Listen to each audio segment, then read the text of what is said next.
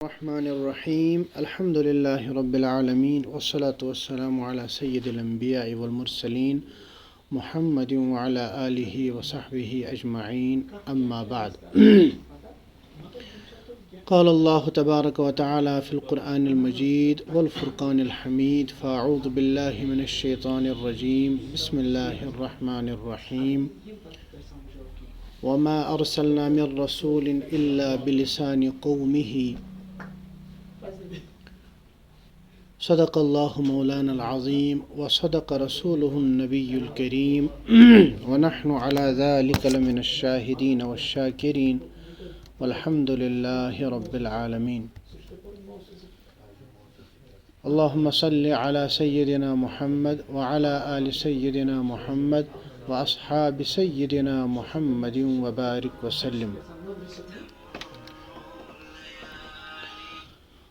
محترم سامعین کرام اور طلبہ اعزام، کل کے سبق میں سیرت طیبہ کے بارے میں کچھ باتیں ذکر کی گئی تھی کہ ہم سیرت النبی صلی اللہ علیہ وسلم کا مطالعہ کیوں کریں، ہمیں سیرت النبی کا مطالعہ کیوں کرنا چاہیے، اور سیرت النبی صلی اللہ علیہ وسلم میں ہم استدلال کس سے کرتے ہیں، یعنی سیرت جب بولتے ہیں ہم تو سیرت کے اندر کون کون سی چیزیں ہم کنسلٹ کرتے ہیں، جیسے قرآن پاک وغیرہ۔ اور تیسری چیز یہ آئی تھی کہ سیرت کی اہم ترین کتابیں جن کا مطالعہ ہمیں کرنا چاہیے، عربی میں، اردو میں اور اسی طرح سے فارسی کی بھی ایک کا تذکرہ کیا گیا تھا۔ آج کے سبق میں 3 باتیں مزید ذکر کی جائیں گی۔ نمبر 1، عرب، چونکہ رسول اللہ صلی اللہ علیہ وسلم کی بعثت، یعنی رسول اللہ صلی اللہ علیہ وسلم کو عرب میں بھیجا گیا، تو اس لیے ایک تو عرب کسے کہتے ہیں اور عرب میں رہنے والے لوگ کون کون سے ہیں، اور پھر رسول اللہ صلی اللہ علیہ وسلم کی ولادت سے پہلے عرب کی کیا حالت تھی، یہ 3 چیزیں ذکر کی جائیں گی۔ چنانچہ ہم جب کہتے ہیں عرب، تو عرب اس کا ترجمہ ہوتا ہے فصاحت اور بلاغت کے معنی میں آتا ہے، اور خوش بیانی کے معنی میں آتا ہے، اور زبان دانی کے معنی میں، یعنی جن لوگوں کی زبان بہت ہی سلیس ہوتی ہے، بڑی بہترین ہوتی ہے، تو اسے عرب یا اعراب کہا جاتا ہے۔ چنانچہ اہل عرب خود کو زبان دان اور باقی پوری دنیا کو عجم یعنی گونگے، بے زبان کہا کرتے تھے۔ اپنی عربی پر ان کو بڑی زبردست ناز تھی، اپنے بولنے پر ان کو ناز تھا، اور جب وہ بولتے تھے، اور بلکہ آج کے زمانے میں بھی اگر آپ دیکھیں گے کہ عربی کے اندر جو فصاحت اور بلاغت ہے اور عربی کے اندر جو مٹھاس ہے وہ کسی اور زبان کے اندر نہیں ہے۔ اس کا احساس اس بندے کو ہو سکتا ہے جس نے قرآن پاک کی زبان یعنی عربی زبان سیکھی ہو۔ تو کچھ علماء لکھتے ہیں عرب کو عرب اسی لیے کہا جاتا ہے کیونکہ ان کی زبان بڑی بہترین زبان، بڑی خوش زبان تھی اور بڑی فصاحت والی زبان تھی، اور وہ اپنے آپ کو ہی صرف اہل زبان کہا کرتے تھے، اور اپنے علاوہ باقی تمام لوگوں کو عجم یعنی بے زبان اور گونگے کہا کرتے تھے، اس لیے عرب کو عرب کہا جاتا ہے۔ کچھ علماء کا کہنا ہے کہ عرب یہ عربہ سے نکلا ہے۔ عربہ کا مطلب ہوتا ہے صحرا اور دشت، یعنی ڈیزرٹ۔ چونکہ عرب جو ہے، جب آپ اس کا جغرافیہ دیکھیں گے تو اس کا جو اکثر حصہ ہے وہ ڈیزرٹ کے اوپر مشتمل ہے، اور اسی طرح سے بیابان کے اوپر مشتمل ہے، اس لیے اس پورے ایریا کو عرب کہا جاتا ہے۔ اور وہاں کی جو زبان ہے، ان کی زبان جو بولتے ہیں تو اس زبان کو وہ عربی کہتے ہیں۔ تو جب ہم عرب بولتے ہیں، ویسے عام طور پر جب ہم عرب بولتے ہیں تو ذہن میں صرف मक्का मुकर्रमा या मदीना तैयबा आता है। हालांकि अरब जो है ये बहुत बड़ा एरिया है। अरब जो है ये एक जजीरे नुमा है। बाज़ उलमा फरमाते हैं कि जजीरा है, यानी आइलैंड या आइलैंड तर्ज का है। इसके तीनों तरफ आप जब देखेंगे मैप पे चाहे या ग्लोब पे देखेंगे तो तीनों तरफ आपको इसमें पानी नज़र आएगा, और एक तरफ सिर्फ खुश्की है, वहाँ पे भी नहरें हैं। चनांचे अरब जो है, अरब उसके एक तरफ में बहर अहमर है और एक तरफ खलीज अदन है और एक तरफ बहर अरब है। यानी एक तरफ जो है अरब की जब आप देखेंगे तो अरबियन सी आता है, एक तरफ जो है दूसरी तरफ जो है शायद उसको रेड सी कहा जाता है, और एक तरफ जो है वो गल्फ ऑफ अदन उसको कहा जाता है। वो ये सारे एरिया आते हैं। आज के ज़माने में जब आप इसको अपने ना आज के ये जो मुल्क हैं उनके एतबार से देखेंगे तो इधर से सऊदिया, और फिर सऊदिया के बाद बहरीन, बहरीन के बाद अम्मान, अम्मान के बाद इधर दुबई, दुबई के बाद फिर कतर, कतर के बाद फिर कुवैत, और फिर कुवैत के उस तरफ जब आप जाएंगे फ़लस्तीन, और इसी तरह से आपका जो है जो मकबूजा इज़राइल है वो, ये सारे एरिया, इस पूरे को अरब कहा जाता है, इस सारे को जज़ीरतुल अरब कहा जाता है। तो आप ये समझ सकते हैं कि अरब की जो एक साइड की बाउंड्री है वो इराक़ से मिलती है, और एक साइड की बाउंड्री जो है यानी उसी तरफ से आगे जाकर वो मुल्क शाम सीरिया से मिलती है, और इसी तरह से जब इस तरफ आप जाएंगे तो वो इजिप्ट से मिलती है, यानी जिसको आप मिस्र कहते हैं, और बाकी जो साइड है उसके वो सारा का सारा पानी है।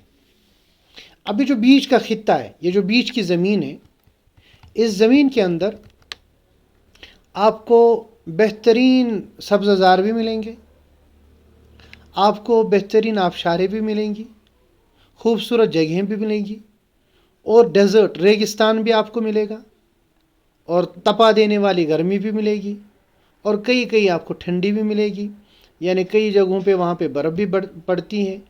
तो ये सारा का सारा जो बीच का एरिया है जिसको हम जज़ीरतुल अरब कहते हैं या जज़ीरे नुमा अरब कहते हैं, ये तकरीबन 5 हिस्सों के ऊपर मुश्तमिल है, यानी इसके हम 5 हिस्से करते हैं। एक हिस्से को यमन कहा जाता है, दूसरे हिस्से को हिजाज कहा जाता है, तीसरे हिस्से को तिहामा कहा जाता है, चौथे हिस्से को नजद कहा जाता है, और पांचवें हिस्से को यमामा कहा जाता है।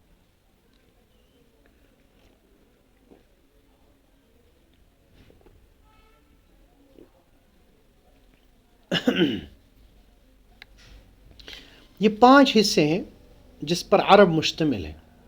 यमन, अब भी यमन जो है एक मुल्क की हैसियत रखता है। इस यमन के अंदर बड़े मशहूर शहर है हज़रमूत, जिस इलाके के हज़रत सालेह अलैहिस्सलाम थे। इसी तरह से अम्मान वगैरह वो भी इसी तरफ आता है। इसी तरह से सनआ बड़ा एक जो है अहम तरीन शहर है यमन का। इसी तरह से आसिमा, ये भी आपको हदीस की किताबों में मिलेगा। और एक नजरान, वो नसारा वफ़द एक आया था नसारा नजरान का रसूलुल्लाह सल्लल्लाहु अलैहि वसल्लम के पास। तो ये इंशाल्लाह जब आगे पढ़ेंगे आपको तो ये चीज़ें आएंगी, इसलिए मैं पहले ही से बता रहा हूँ कि ये सब चीज़ें अरब यानी ये सब जगहें जज़ीरतुल अरब में आती थी।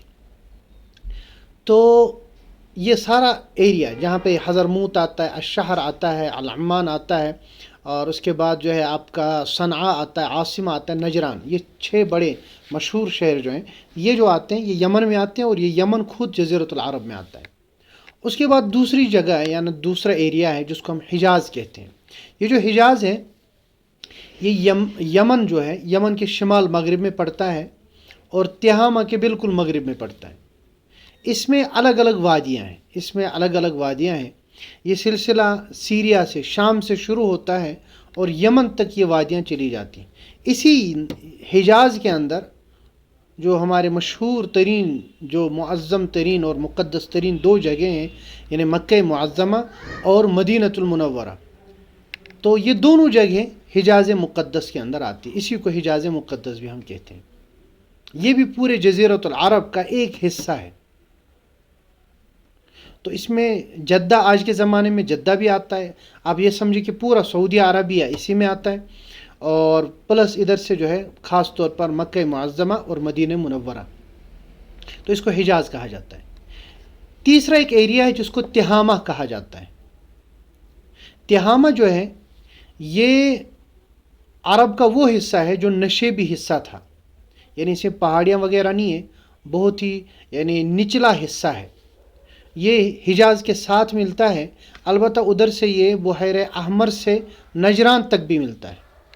اب چونکہ یہ نیچے ہے، بہت ہی نشیبی ایریا ہے تہامہ، تو اس وجہ سے یہاں بہت زیادہ گرمی ہوتی ہے، اور گرمی اتنی زیادہ ہوتی ہے کہ کبھی کبھی 50 ڈگری سیلسیس سے بھی اوپر پارا چڑھ جاتا ہے، اور حبس وغیرہ بھی بہت زیادہ یہاں پہ ہوتا ہے۔ تو تہامہ نشیبی زمین کو کہا جاتا ہے، اور شدت کی سخت کی گرمی اور ہوا کی کمی یہاں پہ ہوتی ہے۔ اس کے بعد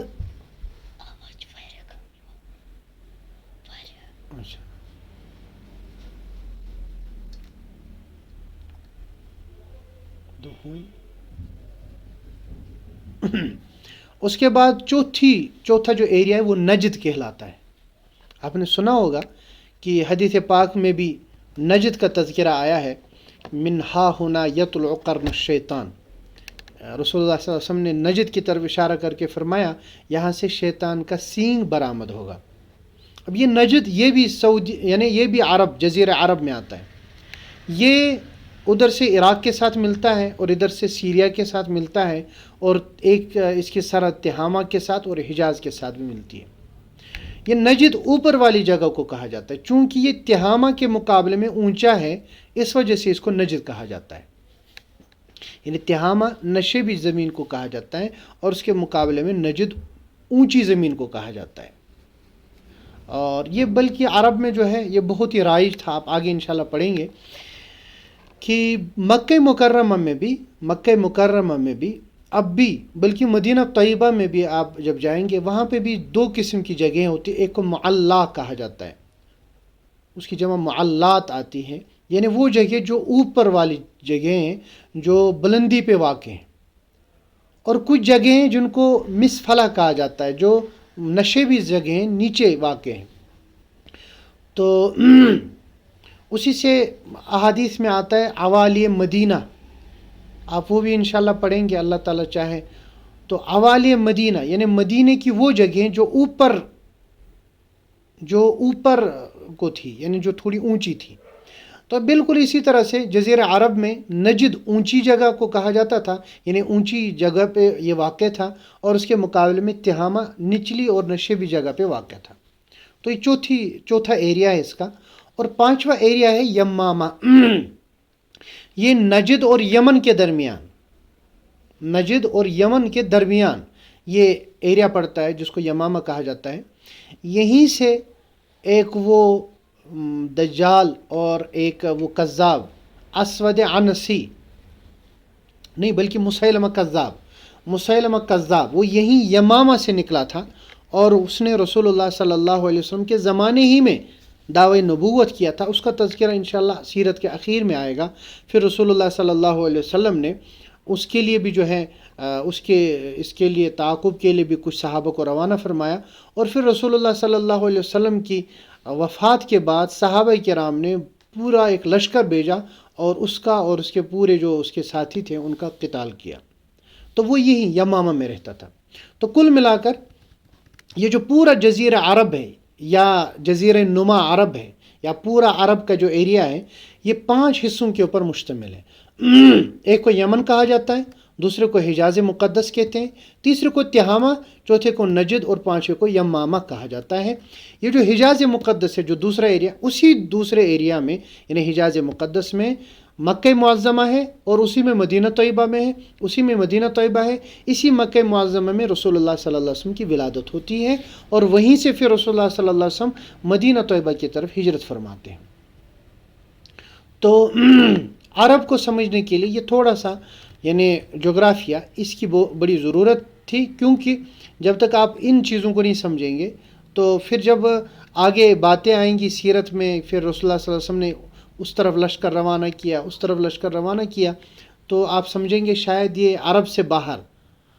رسول اللہ صلی اللہ علیہ وسلم نے اپنی پوری زندگی میں جو پورا دین کا کام کیا، اور چاہے لشکر روانہ کیے یا دعوتی مہم میں بھیجی، وہ ساری کے ساری اسی عرب اور جزیرۃ العرب تھی، اور اسی کو آپ صلی اللہ علیہ وسلم نے فوکس کیا۔ رسول اللہ صلی اللہ علیہ وسلم کے بعد پھر صحابہ کرام حضرت عمر فاروق رضی اللہ تعالیٰ وغیرہ کے زمانے میں عرب سے باہر نکلے۔ انشاءاللہ سیرت میں اس کی طرف جو ہے اشارہ کیا جائے گا۔ دوسری چیز، ان عرب کے ایریاز میں یہ جو عرب تھا یا یا جزیرہ عرب تھا یا جزیرہ نما عرب تھا، اس میں رہنے والے لوگ وہ کون سے تھے؟ ان کو علماء نے 3 حصوں میں تقسیم کیا ہے۔ ایک کو کہا جاتا ہے عرب بائدہ، دوسرے کو کہا جاتا ہے عرب عاربہ، تیسرے کو کہا جاتا ہے عرب مستعربہ۔ اس کو بھی سمجھنا ضروری ہے، کیونکہ ہمیں پھر متعین کرنا ہے کہ رسول اللہ صلی اللہ علیہ وسلم ان میں سے کس قوم سے تھے۔ عرب بائدہ کا مطلب یہ ہے وہ عرب یا وہ خاندان اور وہ قبیلے جو آہستہ آہستہ ختم ہو گئے، جن کا نام و نشان ہی مٹ گیا، جو پھر رہے ہی نہیں۔ جیسے آپ نے قرآن پاک کا مطالعہ کیا ہو یا سنا ہو آپ نے قرآن پاک، تو آپ نے قوم عاد کا، قوم سمود کا، اسی طرح سے جرہم کا، جرہم الاولیٰ کا، اسی طرح سے تسم کا، ان کا آپ نے تذکرہ سنا ہوگا قرآن میں۔ وَإِلَىٰ عَادٍ أَخَاهُمْ هُودًا، عاد، قوم عاد کی طرف ہم نے حضرت ہود علیہ السلام کو بھیجا، وہ پیغمبر تھے جو ان کی طرف گئے۔ وَإِلَىٰ ثَمُودَ أَخَاهُمْ صَالِحًا، اور قوم سمود کی طرف ہم نے حضرت صالح علیہ السلام کو بھیجا۔ اب یہ 2 پیغمبر ان کی طرف گئے۔ پھر پورے قرآن پاک میں الگ الگ جگہوں پہ ذکر ہے کہ حضرت ہود علیہ السلام کو کس طرح انہوں نے پریشان کیا، ان کی دعوت کو رد کیا، اور حضرت صالح علیہ السلام کی دعوت کو کس طرح قوم سمود نے رد کیا۔ پھر اس کے بعد رسول اللہ صلی اللہ علیہ وسلم کی تعلیمات کے مطابق اور قرآن پاک کی تعلیمات کے مطابق اللہ تبارک و تعالیٰ کا عذاب ان کے اوپر نازل ہو گیا، اور ان کو اللہ تبارک و تعالیٰ نے صفحہ ہستی سے ختم کر دیا۔ یہ رسول اللہ صلی اللہ علیہ وسلم سے ہزاروں سال پہلے یہ رہا کرتے تھے اسی عرب کے اندر، قوم عاد، قوم ثمود۔ تو ان تمام کو عرب بائدہ کہا جاتا ہے۔ بائدہ کا مطلب جو نیست نابود ہو چکے، جن کی کوئی ذریت وغیرہ نہیں ہے، جن کا کوئی پیچھے بچا ہی نہیں ہے۔ اس کے بعد دوسری جو قوم ہے ان کو کہا جاتا ہے عرب عاربہ، عرب عاربہ۔ یمن کا ایک بڑا بادشاہ تھا، یمن کا ایک بڑا بادشاہ تھا، اس کا نام تھا قحطان۔ یہ سمجھے آپ یمن کے بادشاہوں کا سب سے بڑا یہ تھا، رئیس تھا، تو قحطان اس کو کہا جاتا تھا۔ اس کے 2 بیٹے تھے، یا اس کی اولاد جو ہے ان کو 2 سلسلوں میں جو ہے تقسیم کیا جاتا ہے۔ ایک ان کا بیٹا تھا یعرب، اور دوسرا ان کا بیٹا تھا جرہم۔ یعرب، اس کی جو پوری جو ہے اولادیں جو چلی، تو انہوں نے پھر یمن کی جو سلطنت، یعنی یمن کا جو ایریا جو ابھی میں نے بتایا، اس کو انہوں نے آباد کیا، اور اسی ایریا میں ان کی حکومتیں بھی ہوئی پھر۔ تو یمن کے ایریاز میں وہ قحطانی رہتے تھے، اور آج کے زمانے میں بھی اگر آپ جو ہے آپ کا جانا ہوگا وہاں، یا آپ اور کہیں سعودیہ وغیرہ میں کسی سے ملیں گے، تو آپ سنیں گے کہ وہ قحطانی اپنے آپ کو اب بھی لکھتے کہ ہم قحطانی ہیں۔ تو وہ یہی عرب عاربہ یعنی قحطانی کی نسل سے وہ ہے۔ اس کے علاوہ قحطانی کا دوسرا بیٹا جرہم تھا۔ یہ جو جرہم تھا، یہ جرہم اس نے شفٹ کیا تھا حجاز مقدس، یعنی وہ اس نے سمجھے ہجرت کی تھی حجاز کی طرف، اور پھر حجاز ہی کے اندر وہ آباد ہوا، اور حجاز ہی کے اندر وہ رہا، اور حجاز کے اندر اس کی پھر مملکت بنی، اور وہیں پہ جو ہے ان کی وہ ساری پھر ان کی جو ہے نسلیں وہیں چلی۔ تو آگے انشاءاللہ آپ ابھی پڑھیں گے کہ یہی جرہم جو ہے انہی کا قبیلہ مکہ معظمہ کے پاس آباد تھا، پھر حضرت اسماعیل کا انہی کی ایک عورت سے نکاح ہو گیا، پھر انہی کی نسل پھر آگے چلی. وہ آپ آگے بڑھیں گے تو یہ عرب عاربہ کہلاتے، جو قحطانی کے 2 بیٹے ان کی نسل سے جو چلے. اس کے علاوہ تیسری کو ہم عرب مستعربہ کہتے ہیں. مستعربہ کا مطلب یہ عرب نہیں تھے، البتہ یہ عرب کے باہر سے آئے اور پھر عرب میں رہے، اور پھر انہوں نے عربی ہی کو اپنایا، اور پھر یہ عربی زبان ہی بولنے لگے، اور عرب یہ بھی مشہور ہو گئے. یہ عدنان کی اولاد، یہ حضرت عدنان جو تھے، یہ رسول اللہ صلی اللہ علیہ وسلم کے خاندان میں حضرت اسماعیل علیہ السلام کی ذریت میں سے ایک بڑے بزرگ تھے عدنان. ان کی اولاد کو جو ہے عرب مستعربہ کہا جاتا ہے. چنانچہ آپ نے سنا ہوگا کہ حضرت اسماعیل علیہ السلام اور حضرت اسماعیل انہوں نے ہجرت کی تھی ملک شام سے اس طرف، یہ آپ نے سنا ہوگا. تو مزید یہیں پہ تھوڑی سی وضاحت میں کر دیتا ہوں کہ حضرت سیدنا ابراہیم علیہ السلام یہ اصل عراق کے تھے یہ، اور عراق سے پھر انہوں نے ہجرت کی ملک شام، سیریا میں اب بھی الخلیل کے نام سے ایک سٹی ہے، اب بھی وہ شہر آباد ہے، اس طرف انہوں نے ہجرت کی. پھر جب الخلیل وہ پہنچے تو وہ لمبا واقعہ ہے، وہاں ان کی 2 اہلیہ تھی، وہ بھی لمبا ایک واقعہ ہے. ایک کا نام تھا حضرت سارہ علیہ السلام اور دوسری تھی حضرت ہاجرہ علیہ السلام. تو اللہ تعالیٰ کا حکم ہوا حضرت ابراہیم علیہ السلام کو کہ حضرت ہاجرہ کو لے کے آپ چلیں اور ان کو لے کے آپ یہاں سے جو ہے روانہ ہو جائے، ہجرت کریں. تو حضرت ابراہیم علیہ السلام نے حضرت ہاجرہ سے کہا کہ اللہ تعالیٰ کا حکم ہے کہ ہمیں یہاں سے چلنا ہے، اور بچہ بھی نیا ہی نوزائید بچہ تھا، یہ حضرت اسماعیل علیہ السلام نوزائید بچے تھے، ان کو لے کے چلے.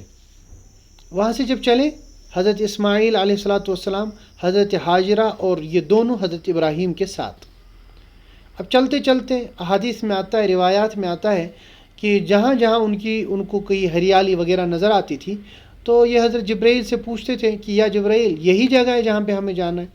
تو انہوں نے کہا نہیں، بلکہ آگے چلیں آپ.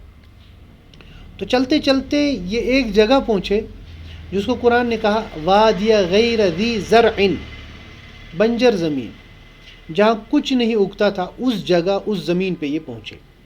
وہ کون سی زمین تھی؟ وہ مکہ معظمہ کی زمین تھی. مکہ معظمہ جس کو آج کے زمانے میں کہا جاتا ہے، وہاں پہ کوئی آباد نہیں تھا، وہاں پہ کوئی رہتا ہی نہیں تھا، بلکہ وہ بالکل ویران جگہ تھی. صرف ایک سرخ ٹیلا ایک جگہ تھا، یعنی ہم سمجھیے کہ کوئی بوسیدہ عمارت سی لگ رہی تھی جو بالکل جو ہے ریڈ ٹائپ کی تھی، سرخ، آپ سمجھے مٹی کا ڈھیر تھا، سرخ مٹی کا ڈھیر. تو حضرت جبرائیل نے فرمایا یہیں پہ آپ کو رکنا ہے، یہ جو سرخ ٹیلا ہے یہ اللہ تعالیٰ کا گھر ہے بیت اللہ. چونکہ یہ بیت اللہ، اس کی بھی انشاءاللہ تعمیر کا جب واقعہ آئے گا وہاں پہ میں پوری تفصیل بتاؤں گا. تو یہ جو سرخ ٹیلا ہے یہ کیوں رہا تھا؟ حضرت آدم نے پھر بنایا تھا، حضرت پھر نوح نے بنایا تھا، پھر آہستہ آہستہ مرور زمانہ کی وجہ سے اس کی بنیادیں جو ختم ہوئی تھی. تو وہ دکھایا حضرت ابراہیم علیہ السلام کو کہ یہیں پہ آپ کو ان کو آباد کرنا ہے، اور آگے جا کر پھر آپ کو اس خانہ کعبہ کی تعمیر وغیرہ بھی کرنی ہے. تو انہوں نے وہاں پہ ان کو رکھا اور وہاں سے چلے گئے. حضرت ہاجرہ پیچھے سے کہتی رہی کہ آپ مجھے یہاں کہاں چھوڑ رہے ہیں، کس کے پاس چھوڑ رہے ہیں؟ تھوڑا سا کچھ پانی تھا اور تھوڑا سا کچھ کھانا تھا جو حضرت سیدنا ابراہیم علیہ السلام نے وہاں پہ ان کے لیے رکھا. تو دو دفعہ جب پوچھا، تیسری دفعہ پھر حضرت ہاجرہ نے یہیں سے پوچھا کیا یہ اللہ تعالیٰ کا حکم ہے؟ حضرت ابراہیم علیہ السلام نے فرمایا ہاں یہ مشیت ایزدی ہے، اللہ تعالیٰ کا یہی حکم ہے، یہی مشیت ہے. تو انہوں نے فرمایا ٹھیک ہے آپ جائیں، ہمیں اللہ تبارک و تعالیٰ پر پورا یقین ہے کہ وہ اللہ ہمیں ضائع نہیں فرمائیں گے.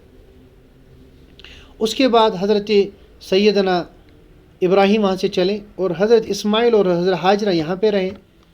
اب اس کے بعد وہ زمزم کا واقعہ پیش آتا ہے کہ زمزم اللہ تبارک و تعالیٰ نے وہاں سے جو ہے پانی نکلوایا جس کو زمزم کہا جاتا ہے. تو جب پانی آیا پھر آہستہ آہستہ کچھ جانور بھی آنے لگے اڑتے اڑتے، اور پھر اس کے بعد یہ جو حجاز کے اندر جرہم ایک قبیلہ تھا جس کا میں نے بھی تذکرہ کیا قحطانی کی اولاد میں سے، تو وہ جو جرہم کا قبیلہ تھا ان میں سے بھی کچھ لوگ ادھر ادھر آباد تھے، تو وہ بھی قریب قریب مکہ کے اندر آنے لگے، مکہ کی آبادی کی طرف۔ تو جب مکہ کی آبادی کی طرف آ گئے، اس کے بعد پھر ان کے آپس میں رواسم ہو گئے۔ حضرت سیدنا اسماعیل علیہ السلام یہ جب پھر بڑے ہو گئے تو ان کا نکاح جرہم ہی کی ایک عورت سے کیا گیا تھا۔ اب حضرت اسماعیل خود تو عرب مستعربہ میں سے، یعنی ان لوگوں میں سے ہیں جو عرب کے باہر کے اصل تھے، کیونکہ ان کی زبان سریانی زبان تھی یا کوئی اور عبرانی وغیرہ زبان تھی، عربی ان کی زبان نہیں تھی، اور لیکن جرہم کی زبان عربی تھی اس زمانے میں، تو ان کی بیٹی ادھر آ گئی، اور پھر ان کے جو بچے آ گئے، ان کے بچے جو ہے وہ پھر عربی بن گئے، اور انہی سے پھر آگے نسل چلی۔ تو حضرت سیدنا اسماعیل علیہ السلام کی اولاد میں سے حضرت عدنان جو ہے، حضرت عدنان کی اولاد کو پھر آگے جا کر عرب مستعربہ کہا جاتا ہے۔ انہوں نے پھر اسی خاندان میں پھر رسول اللہ صلی اللہ تعالی وسلم کی ولادت بھی ہوتی ہے، اور اس خاندان میں بھی ایک خاص خاندان ہے، جیسے انشاءاللہ آگے تذکرہ آئے گا رسول اللہ صلی اللہ علیہ وسلم کے نسب میں، قریش کا خاندان۔ اسی قریش کے خاندان میں رسول اللہ صلی اللہ علیہ وسلم کا جو ہے پھر کی ولادت ہوتی ہے، اور رسول اللہ صلی اللہ علیہ وسلم اسی خاندان میں تھے۔ یہاں پہ ایک اور چیز سمجھنے کی ہے کہ آپ نے پڑھا کہ پورے عرب کو ہم نے 5 حصوں میں تقسیم کیا، اور پھر اس کے بعد پھر یہ عرب کے اقوام، تو کیا کبھی ایسا بھی ہوا ہے کہ عرب میں کسی کی حکومت رہی ہے؟ جب تاریخ پڑھتے ہیں تو تاریخ سے پتہ چلتا ہے کہ 5 بڑی حکومتیں عرب میں رہی ہیں، 5 بڑی حکومتیں وہ عرب میں رہی ہیں، اور عرب میں کافی سالوں تک، ہزاروں سالوں تک ان کی حکومتیں رہیں۔ ایک حکومت کو کہا جاتا ہے معینی حکومت، یمن کا ایک جگہ ہے معین، تو یہ اس کا پائے تخت تھا، اور یہاں ایک بڑی شاندار حکومت تھی جس کو معینی حکومت یا معینی سلطنت کہا جاتا ہے۔ اسی طرح سے ایک اور دوسری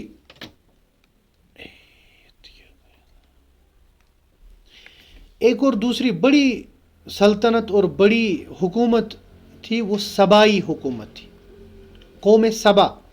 آپ نے سنا ہوگا، جس کا تذکرہ اللہ تبارک و تعالیٰ نے قرآن میں بھی 22ویں پارے میں فرمایا ہے، لقد کان لسبأ فی مسکنہم آیہ۔ یہ بڑی مہذب قوم اور بڑی سیولائزڈ قوم تھی، اور اس زمانے کی ٹیکنالوجی اللہ تعالیٰ نے ان کو عطا کی تھی۔ ان کے بارے میں آتا ہے کہ انہوں نے اس زمانے میں معارب، ایک جگہ ہے یمن ہی میں آتی ہے یہ جگہ بھی، یمن میں ایک جگہ ہے معارب، تو معارب میں انہوں نے ایک بہت بڑا ڈیم بنایا اس زمانے میں۔ اور ڈیم کیا بنایا؟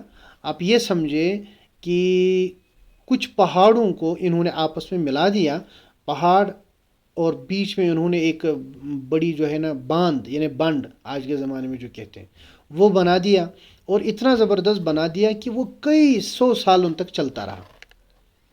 اور اس سے کیا ہوا؟ اس سے پھر انہوں نے، جب آپ انشاءاللہ تفسیر میں کبھی پڑھیں گے تو اگر آپ خود بھی دیکھیں سورۃ السبا، یہ 22ویں پارے میں ہے، بالکل اس کے ابتدائی 3 رکوع سے اللہ تعالیٰ نے شروع کیا ہے، لقد کان لسبأ فی مسکنہم آیہ جنتان عن یمین و شمال۔ انہوں نے اتنے باغات بنائے تھے دائیں بائیں، بعض روایتوں سے پتہ چلتا ہے باغات اتنے تھے ان کے، گھنے باغات، کہ کوئی بندہ ٹوکرا لے کر، سر پہ ٹوکرا لے کر چلتا تھا تو ایک باغ سے نکل کے دوسرے باغ کے، یعنی اس باغ کے اینڈ تک جب جاتا تھا تو اس کا ٹوکرا بھر جاتا تھا، اس کو پھل اتارنے کی ضرورت نہیں پڑتی تھی، بلکہ اتنے پھل اور اتنے گھنے باغات تھے کہ وہ گرتے رہتے تھے اور اس کا ٹوکرا بھر بھی جاتا تھا۔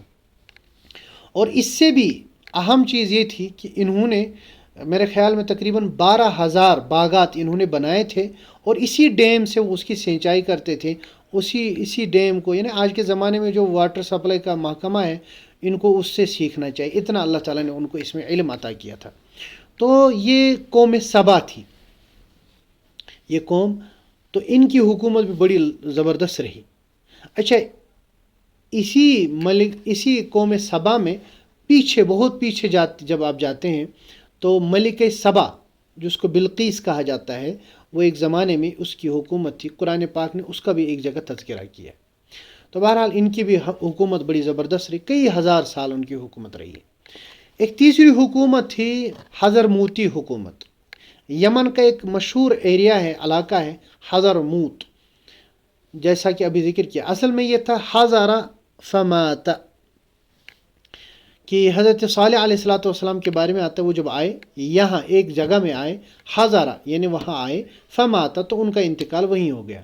تو حضر فمات یہ چلتے چلتے حضرموت ہو گیا۔ تو یہ جو حضرموت ایریا تھا اس میں بھی بڑی ایک حکومت رہی، حضرموتی حکومت اس کو کہا جاتا ہے۔ اور اسی طرح سے ایک چوتھی حکومت تھی جس کو قطبانی حکومت کہا جاتا ہے۔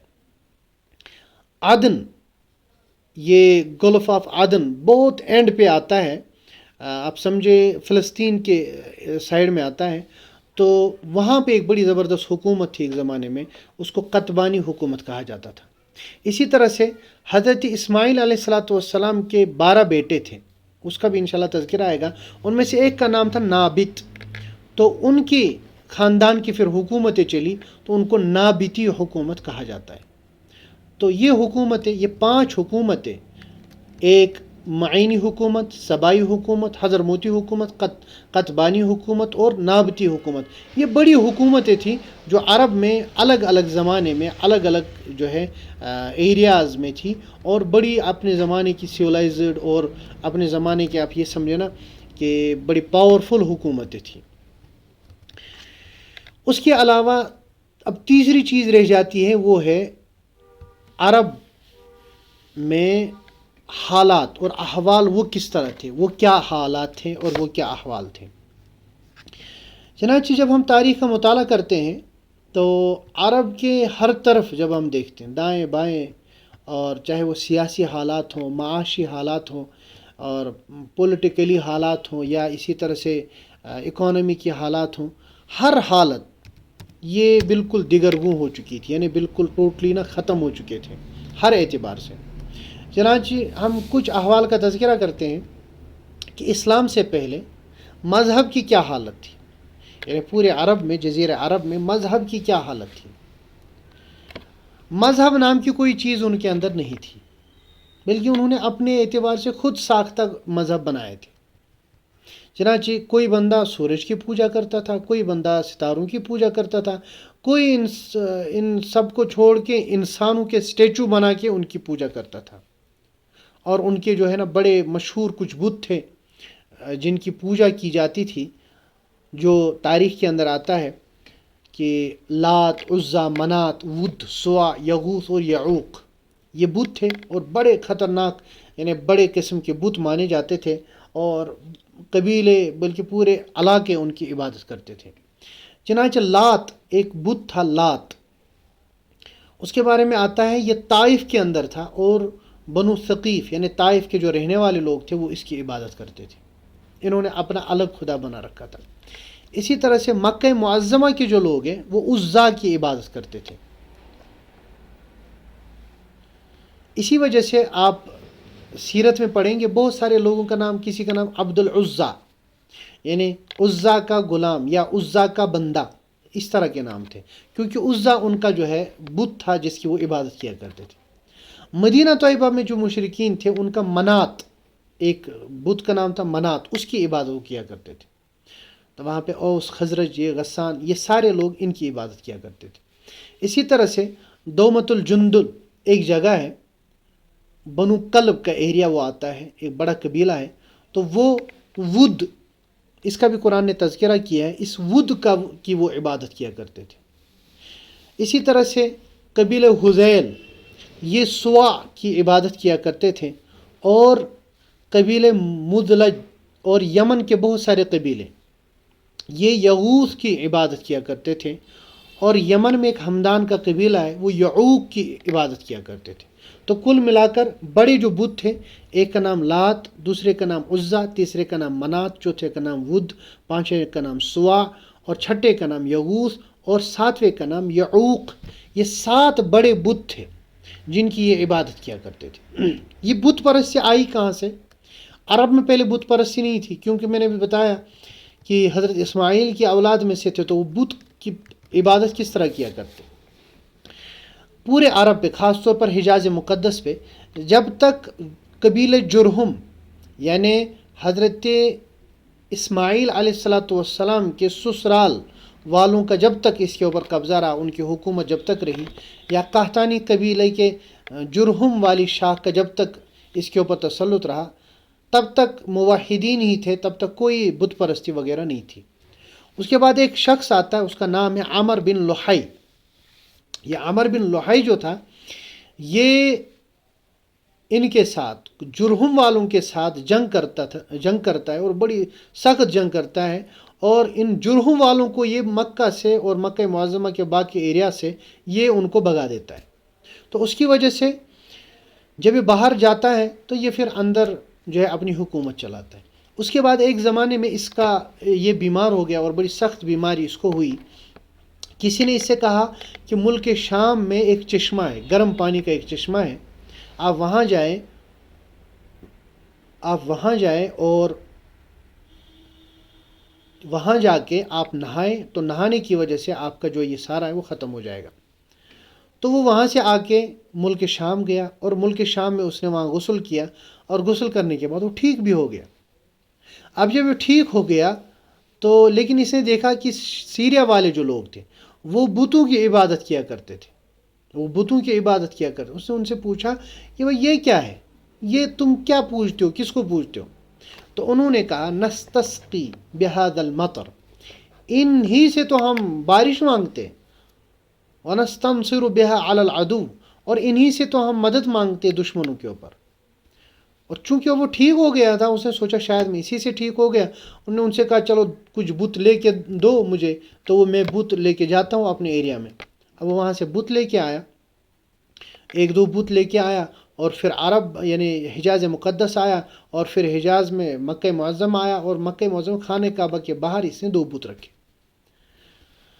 پھر آہستہ آہستہ لوگوں کے اندر یہ بت پرستی پھیلتی گئی. اور چونکہ مکہ معظمہ مرکز تھا اور لوگ ہر سال یہاں حج کرنے کے لیے آتے تھے، چونکہ حج کا سلسلہ حضرت ابراہیم کے زمانے سے تھا، قرآن پاک میں اس کو ذکر کیا وَأَذِّن فِي النَّاسِ بِالْحَجِّ، اے ابراہیم آپ لوگوں میں اعلان کیجئے حج کا.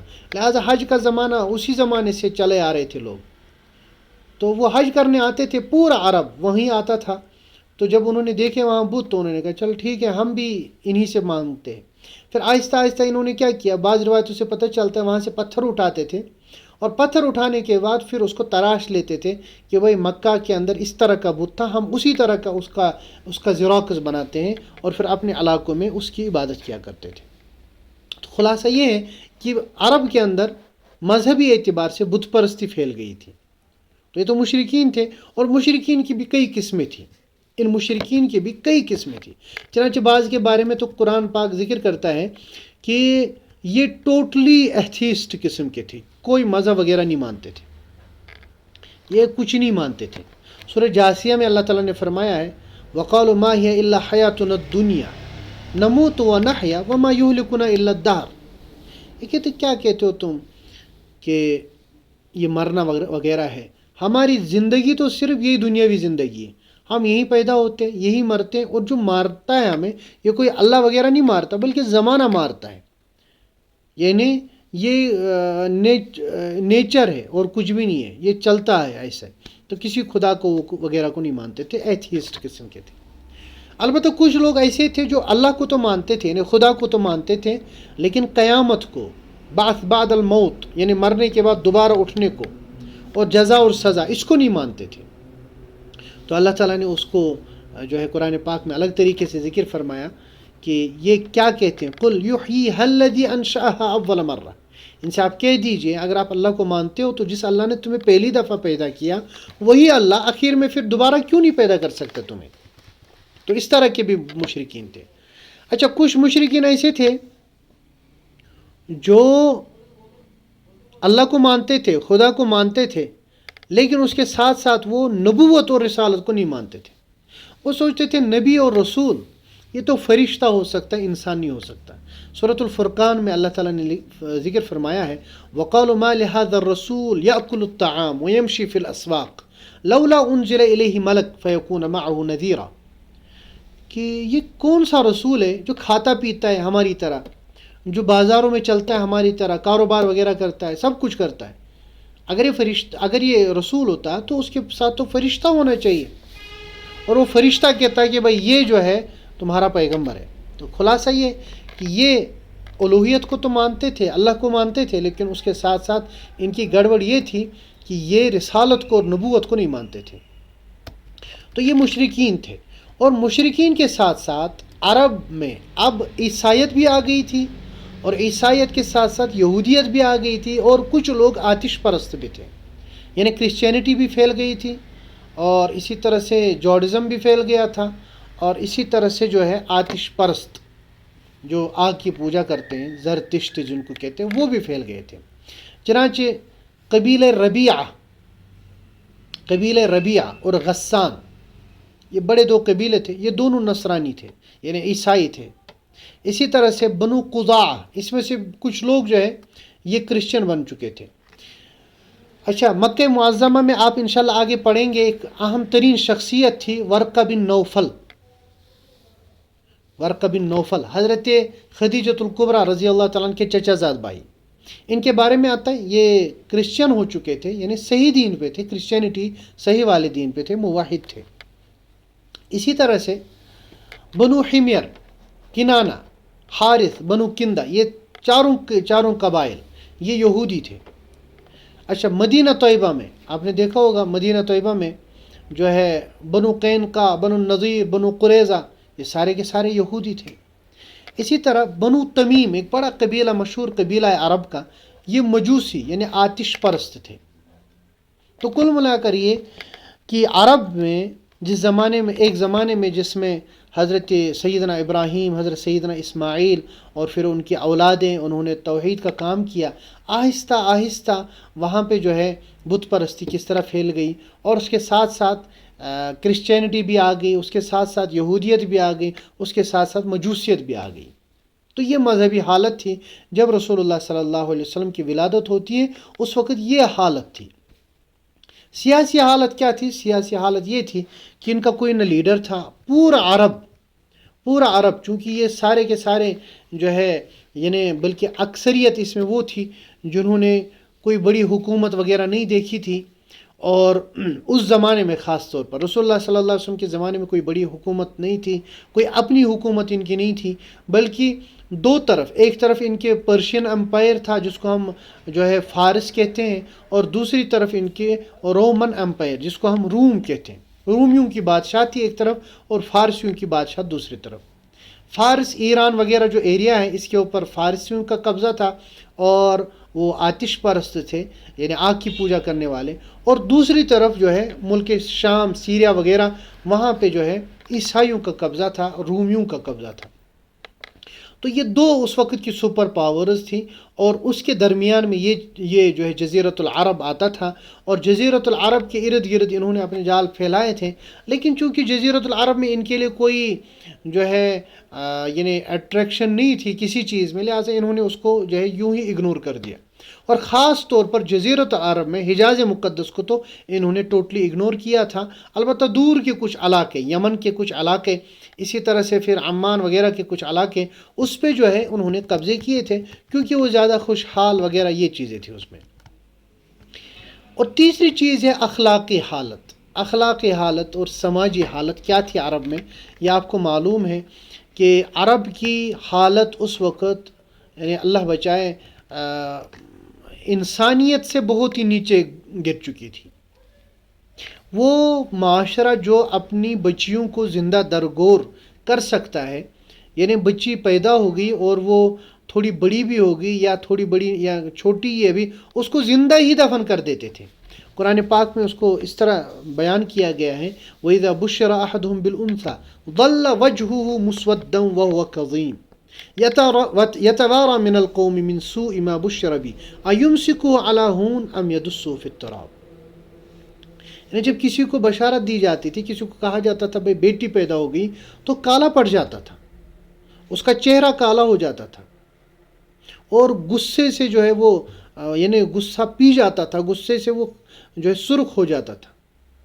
اور پھر سوچتا تھا کہ میں یہ جو بدنامی میری ہوئی کیا کروں میں اس کو لے کر. یعنی اس طرح کی حالت تھی. اللہ بچائے آج کے زمانے میں آہستہ آہستہ ہمارے معاشرے میں بھی خرابیاں آ رہی ہے. یعنی بیٹی پیدا ہونا اس کو جو ہے عار تصور کیا جاتا ہے کہ کوئی میرا داماد بنے گا، یہ سوچتے لوگ. یہ نہیں سوچتے کہ بھائی ہم بھی تو کسی کے داماد ہیں. یہ نہیں سوچتے کہ ہم بھی تو کسی کے داماد ہیں، اور ہماری والدہ نہیں ہوتی تو ہم کیسے ہوتے، اور یہ جو ہے ہماری شریک حیات نہیں ہوتی تو پھر اگلی نسل کس طرح چلے گی. تو یہ جو ہے ان کی فکریں تبدیل ہو چکی تھی.